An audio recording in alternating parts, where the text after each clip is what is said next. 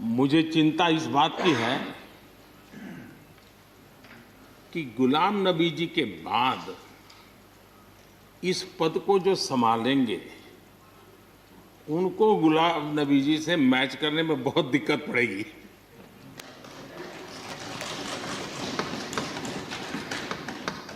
क्योंकि गुलाम नबी जी अपने दल की चिंता करते थे, लेकिन देश की और सदन की भी उतनी ही चिंता करते थे। ये छोटी बात नहीं है जी, ये बहुत बड़ी बात है जी। वरना अपोजिशन के लीडर के रूप में अपना दबदबा पैदा करना, ये सब मोह किसी को भी हो सकता है, लेकिन उन्होंने सदन से, मैं शरद पवार जी को भी इसी कैटेगरी में रखता हूं, वे सदन की और देश की चिंता को प्रायोरिटी देने वाले नेताओं में से रहे। गुलाम नबी जी ने बखूबी इस काम को निभाया है। मुझे याद है इस कोरोना काल में मैं एक फ्लोर लीडर्स की मीटिंग कर रहा था, तो उसी दिन गुलाम नबी जी का फोन आया। तो मोदी जी, ये तो ठीक है आप करते हैं, लेकिन आप एक काम कीजिए, सभी पार्टी लीडर्स की मीटिंग जरूर बुलाइए। मुझे अच्छा लगा कि उन्होंने पार्टी लीडर्स के साथ, सभी पार्टी अध्यक्षों के साथ बैठने का मुझे सुझाव दिया, और मैंने उस मीटिंग को किया भी। वो गुलाम नबी जी के सुझाव पर किया था। और मुझे कहने में, यानी इस प्रकार का संपर्क, और उसका मूल कारण है कि उनको दोनों तरफ का अनुभव रहा है, सत्ता दल का भी और विपक्ष का। 28 साल कार्यकाल, ये अपने आप में बहुत बड़ी बात होती है जी। बहुत साल पहले की बात है, शायद अटल जी की सरकार होगी, मुझे याद नहीं रहा। मैं यहाँ सदन में किसी काम से आया था, मैं तो तब राजनीति में नहीं था, ये इलेक्टोरल पॉलिटिक्स में नहीं था, मैं संगठन का काम करता था। तो मैं और गुलाम नबी जी ऐसे ही लॉबी में गप्पे मार रहे थे। अब जैसा पत्रकारों का स्वभाव रहता है, बराबर नजर लगाए बैठे थे कि ये दोनों का मेल कैसे हो सकता है। हम हंसी खुशी से बातें कर रहे थे, तो हम जैसे ही निकले तो पत्रकारों ने घेर लिया। गुलाम नबी जी ने बहुत बढ़िया जवाब दिया था। वो जवाब हम लोगों के लिए बहुत काम आने वाला है। उन्होंने कहा, भाई देखिए, आप लोग हमको अखबारों में या टीवी माध्यमों में या पब्लिक मीटिंग में लड़ते झगड़ के देखते हो, लेकिन सचमुच में इस छत के नीचे हम जैसे एक परिवार का वातावरण कहीं नहीं होता है। इतनी हमारी आत्महत्या होती है, इतने सुख दुख होते हैं। ये जो स्पिरिट है, वो स्पिरिट अपने आप में बहुत बड़ी बात होती है। गुलाम नबी जी का एक शौक शायद बहुत कम लोगों को पता होगा, और कभी उनके साथ बैठोगे तो बताएंगे। हम सरकारी बंगलों में रहते हैं, तो बंगले की दीवारें, अपना सोफा सेट, उसी के आसपास हमारा दिमाग रहता है।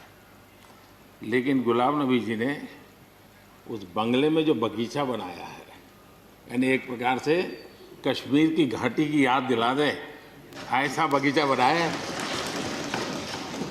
और इसका उनको गर्व भी है, वो समय देते हैं, नई नई चीज़ें जोड़ते हैं, और हर बार जब कंपटीशन होती है तो उनका बंगला नंबर 1 ले आता है।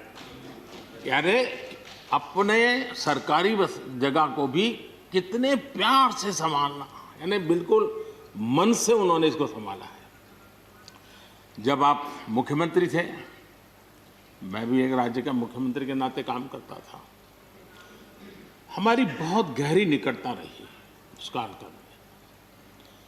शायद ही कोई ऐसी घटना मिल सकती है कि जबकि हम दोनों के बीच में कोई संपर्क सेतु न रहा हो। एक बार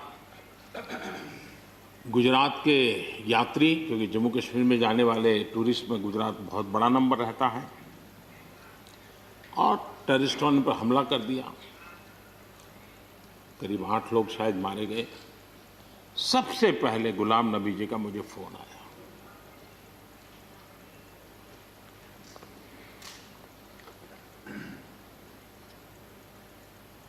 और वो फोन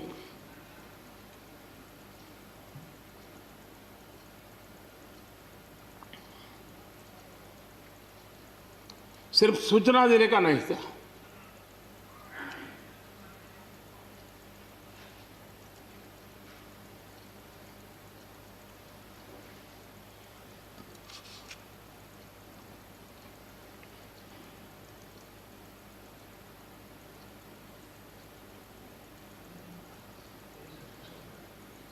उनके आंसू रुक नहीं रहे थे। फोन पे उस समय प्रणब मुखर्जी साहब डिफेंस मिनिस्टर थे। मैंने उनको फोन किया, मैंने कहा साहब अगर फोर्स का हवाई जहाज मिल जाए डेड बॉडी को लाने के लिए। रात देर हो गई थी। प्रणब मुखर्जी साहब ने कहा आप चिंता मत कीजिए, मैं करता हूं व्यवस्था। लेकिन रात में फिर गुलाम नबी जी का फोन आया। वे एयरपोर्ट थे।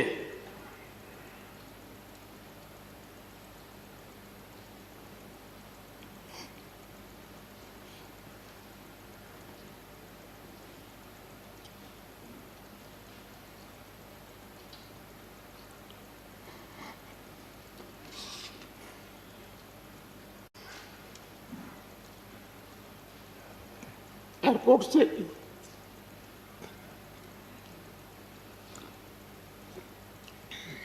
उन्होंने मुझे फोन किया और जैसे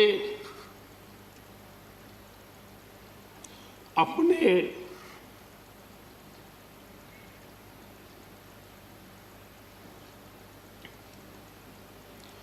परिवार के सदस्य की चिंता करें,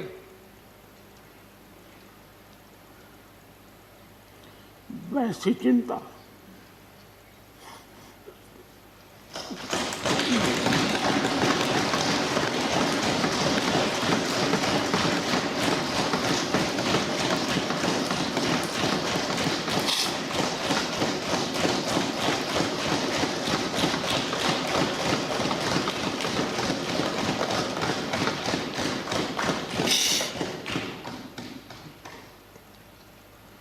पद, सत्ता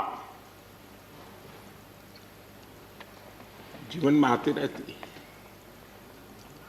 लेकिन उसे कैसे पचाना,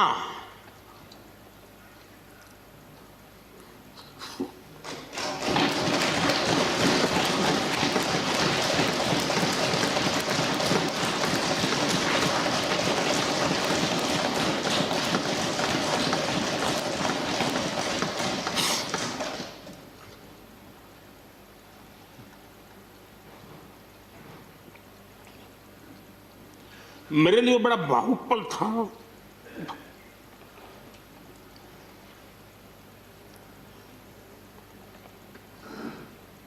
दूसरे दिन सुबह फोन आया कि मोदी जी सब लोग पहुंच गए।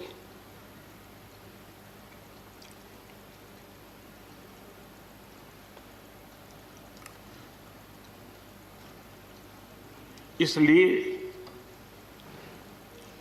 एक मित्र के रूप में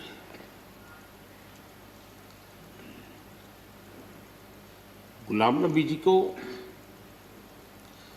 घटना और अनुभव के आधार पर मैं आदर करता हूं।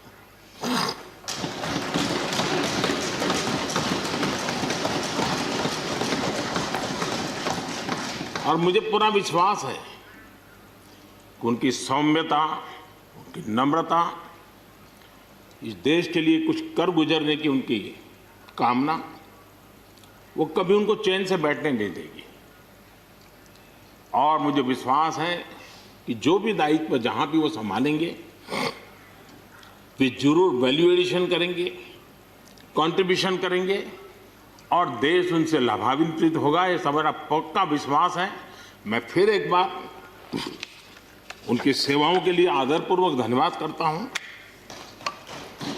और व्यक्तिगत रूप से भी मेरा उनसे आग्रह रहेगा कि मन से मत मानो कि अब आप इस सदन में नहीं हो। आप के लिए मेरे द्वार हमेशा खुले, इन चारों माननीय सदस्यों के लिए खुले हैं।